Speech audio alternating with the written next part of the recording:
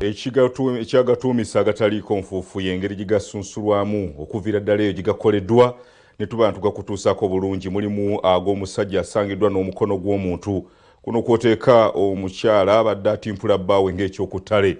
Byonna tugenda bikutuusaako. Aga Alex Mukulu tugalina. Weewaawo webale nnyo munnaffe atwegasseeko. Nze Paul Mayinja ttiimu Kabiriiti ekulembeddemu okutuusaako ensonga zonna. Katugakuwe mu bufunze tukomewo nago mu kujjuvu. Abatuuze baguddemu ensisi bwe basanze ebitundu by'omuntu mu nju ya munnaabwe. Abatebuse n'adduka.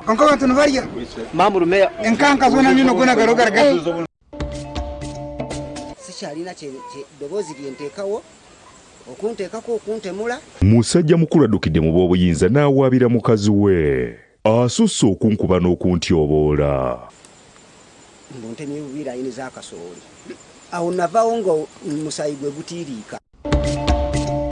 Kitalo munnakatembera omuwandiisi w'ennyimba n'emizannyo Alex Mukulu afudde. Aludde nga mukosefu.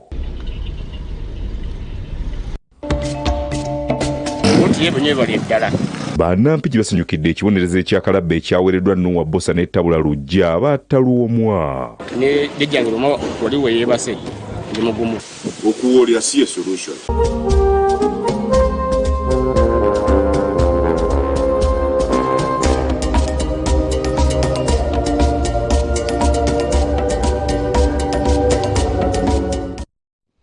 Kale munnaffe katubambage ffenna n'agataliiko nfuufo.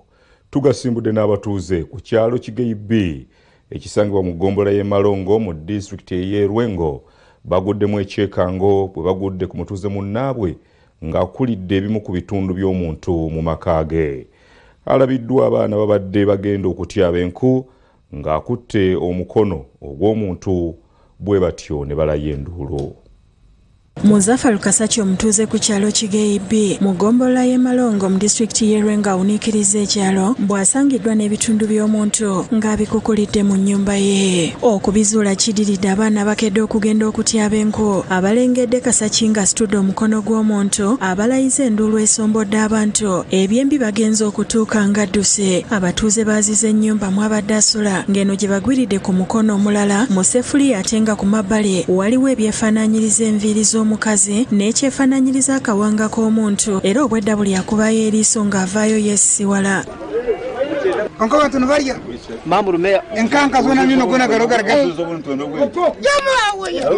bafuriya engalo y'omukazi n'areba ate omuntu alimu n'enyama omu busafuriya n'empale z'omwana z'omukazi we nawe nakakasa buzima bwamuriye. bakashanga omu nju ye harimu omukono gw'omuntu urikuteekateekwa kuba bari omukazi ahabw'okuba kutwara omukono n'ebyara biriho na ina twarangwa bari omukazi n'akahanga kariho yamulidde omuntu yamulidde n'ebitundu ebiriwo ebirala situmanyi nawe biri. Bagamba nti ebbanga lye bamaze naye ku kitondo tebakitegeerangako wadde okukiteebereza nti yeenyigira mu bikolwa bino. Ekintu ky'okulya omuntu kibeera mu musayi nti famire eyo naye wano tetuwulirawo omuntu ali awo kitegeeza nti abaana bano bakozesa ebiragalalagala. Kasaki awaka abadde abeerawo n'abaana be babiri nga kitegerekese nti balekebwawo bannyaabwe ng'abatuuze bagamba nti kino kyandibanga kyekyaviiriddeko abakazi okugenda nga tebeesiikidde empande. Ng'asumba y'abakazi abaleeta wano n'abakozesa olumala n'akola ki n'abazaayo. Kati simanyi ensonga eno we yavudde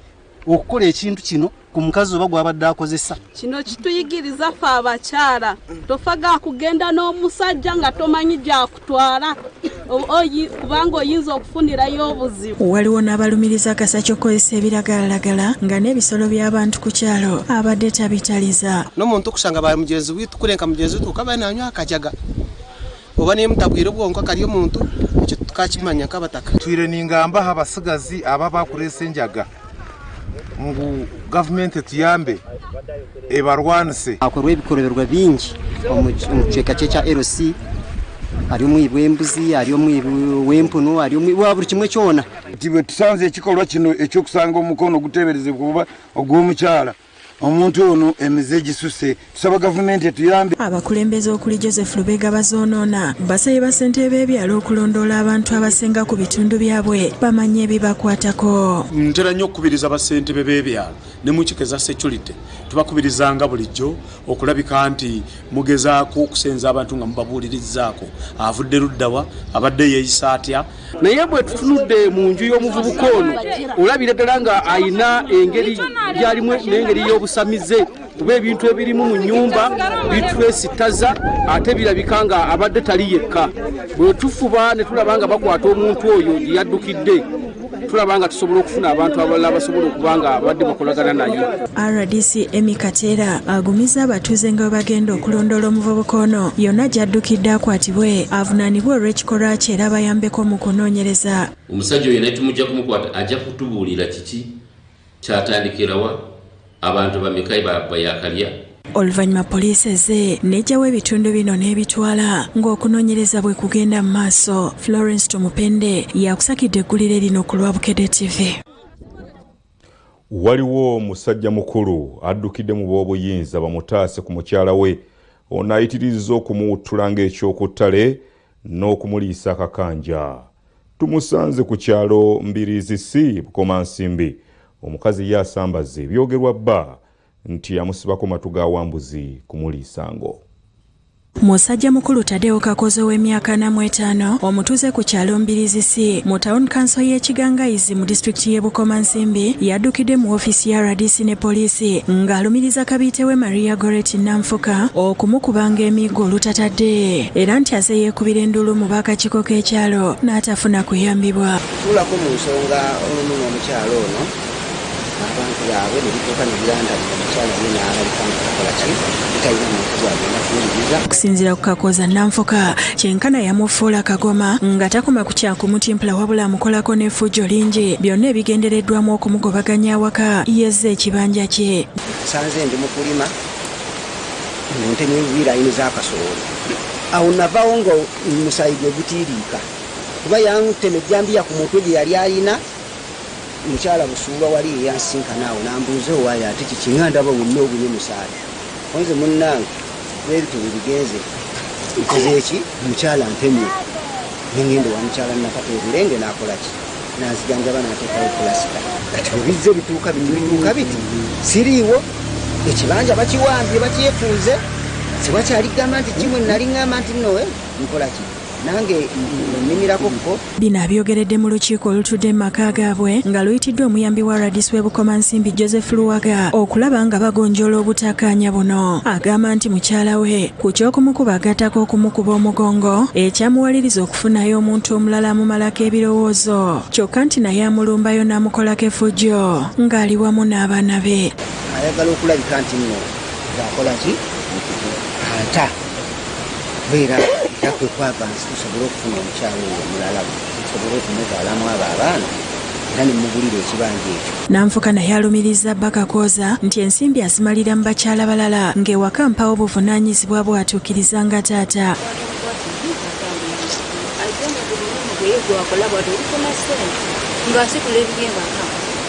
Ekibanja ekyo lwaki takirimu amooli?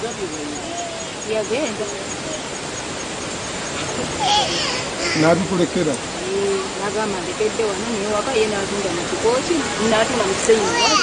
Asambaze ne byagamba nti amukuba n'okumugobaganya awaka ng'agamba nti ababyogera beenoonyeza byabwe. Kubanga ndaba abaana bano oli omuwala adde ayogera ebigambo adifendinga maama we kyebyo tibyoli my dear friend Zolaga emyaka gy'olimu ogenda kutuuka ku kibonerezo ekyo ekya maamawo kyakoze taatawo. Abakulembeze b'ekitundu okuli amyuka ssentebe w'ekyalo Margaret Nalwadda naye ayogedde ku Namfuka nti asusse okukoza Bakajiri. Amagezi twagabawa ne mugamba omusajja tebamukwata bwe batyo bw'oba oyagala bufumbo oyinza okugondera omusajja ne Siddi ono ayongera munamugamba nti naddala ku nsonga z'okukisenge omusajja ze zisinga okukola omutabula kakati ne tulowooza nti bagenda kuddiŋŋana. Badde mbasaba nga mukyayagala okubeera n'abaana bammwe mbakuza mu ddembe ttuufu mutule ku mmeeza emu ebyokuwoza nti nze ndi kakyala kigambwako tujja kufuna mirembe. RDC alagidde Nanfuka n'abaana be okukwatibwa batwalibwe ku poliisi bakole statement ku by'okukuba n'okutulugunya Kakooza n'alagira ne Kakooza okuddamu okukozesa ebibanja bye byonna nga bw'ayagala. Obuvunaanyizibwa bwa gavumenti obusinga obukulu kuziyiza ebirala ebiyinza okukola ki? Tugenda n'abantu bano omutabani ono ne maama batukolere statement. Tugenda kutandikirawo tugulewo fayiro gye bayita General Inquiries ey'okutegeerera ddala butya bwe tuyinza okuyamba famire eno. Fiona Nanyemo yakusakidde eggulire lino ku Lwabukedde TV. Omuwandiisi w'emizannyo omuyimbi era munnakatemba Alex Mukulu afudde. Mukulu afiiridde mu ddwaliro Kiruddu oluvannyuma lw'okumala ekiseera nga mulwadde. Abantu bakuŋŋaanidde mu maka agasangibwa e Mengo okumukungubagira.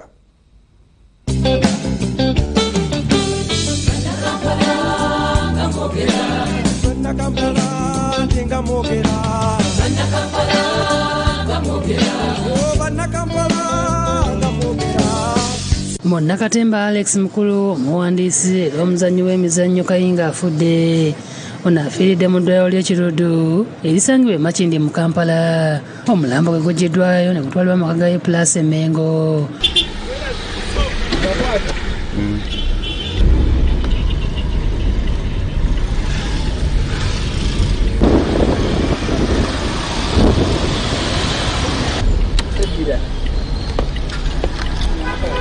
Nzeyo, nzeno.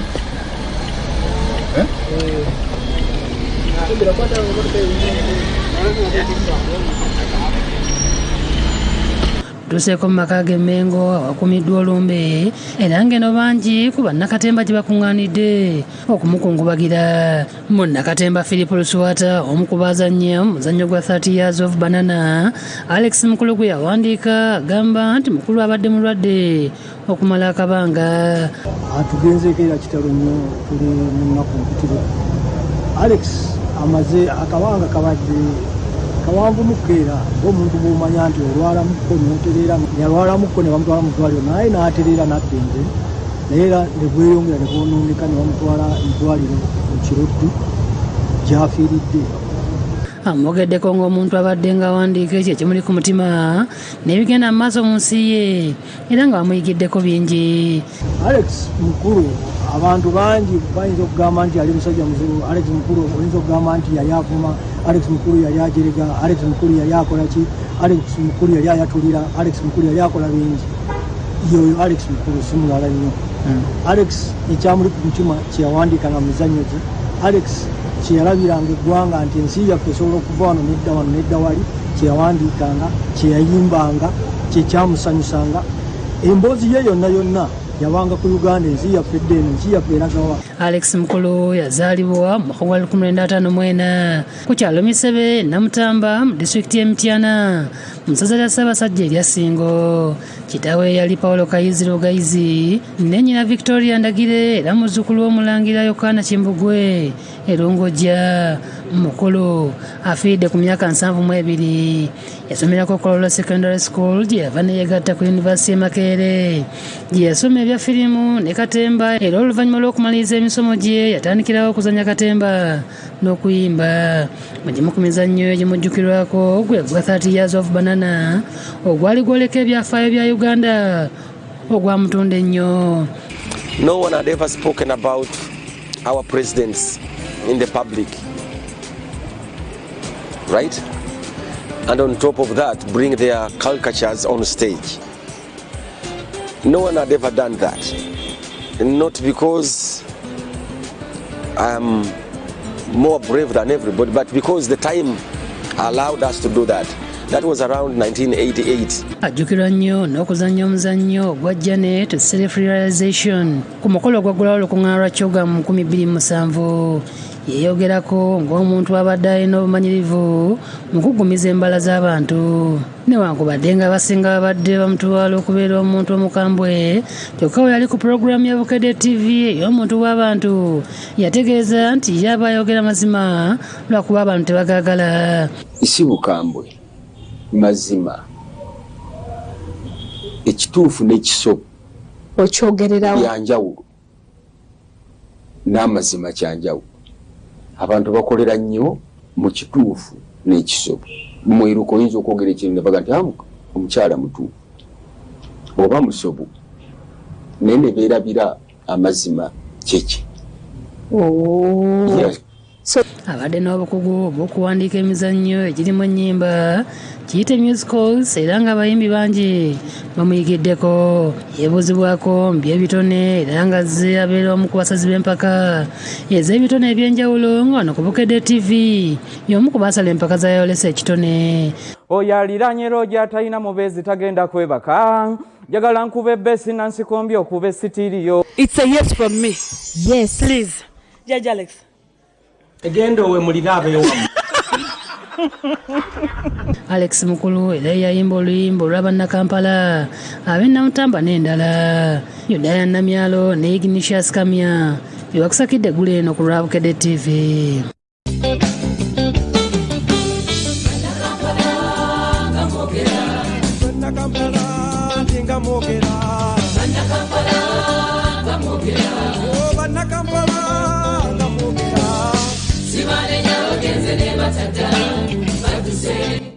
Kale kitalo nnyo kitalo ddala ekya Munnakatemba oyo.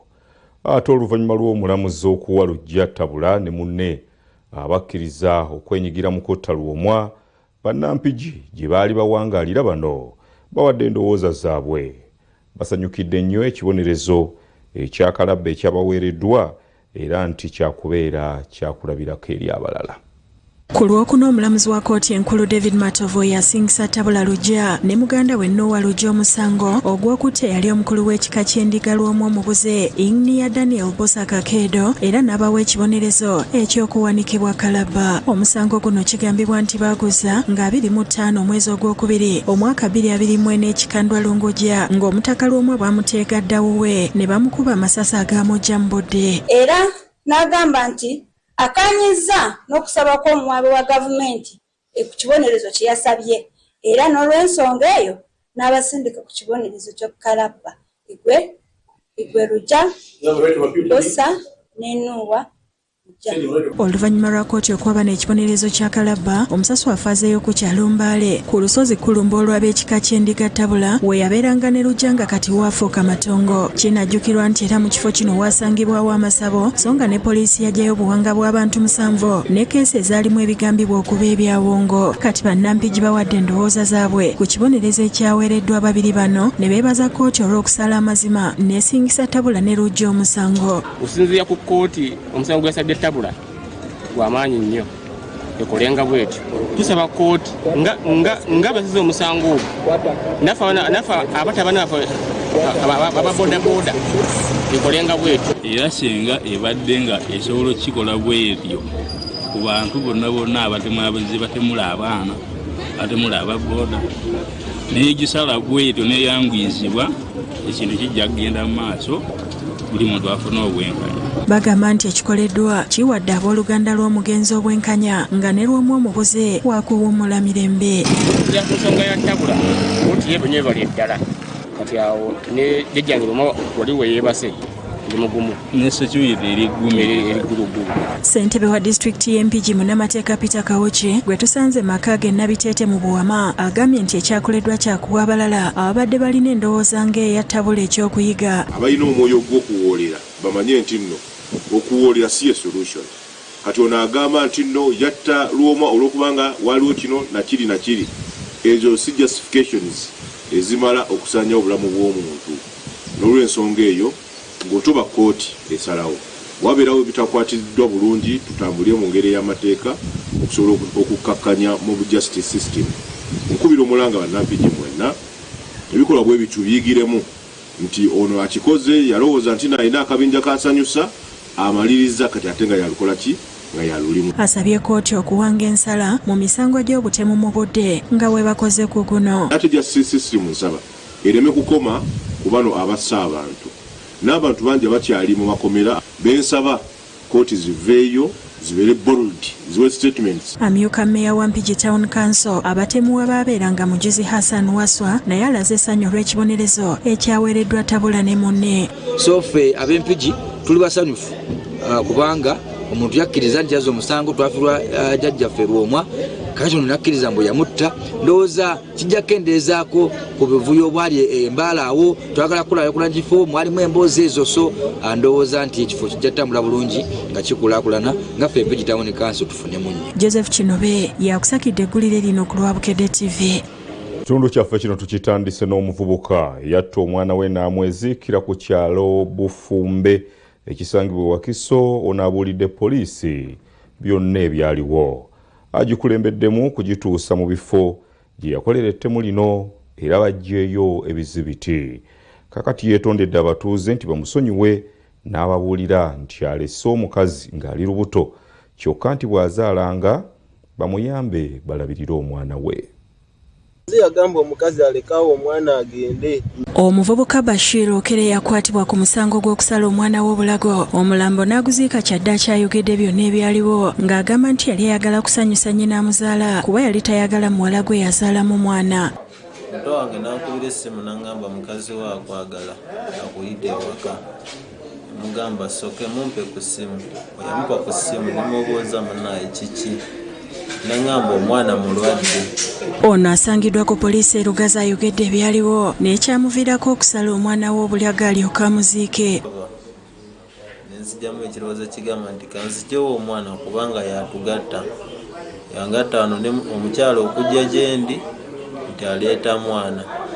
Obusungu bwankwata n'ensala omwana. Nga nzijjawo okukontagana omukyala ne maama. Agambye nti yasala omwana nnyina yali amuleese okumuwa ensimbi amutwale mu ddwaliro kyokka nnyina gwe yali akoledde n'agaana okumusasula ensimbi nga naye talina kyakumukolera. Lwamaliza nagamba maama wange ne mugamba olaayo ku 10,500. Yaŋŋamba sirina ssente.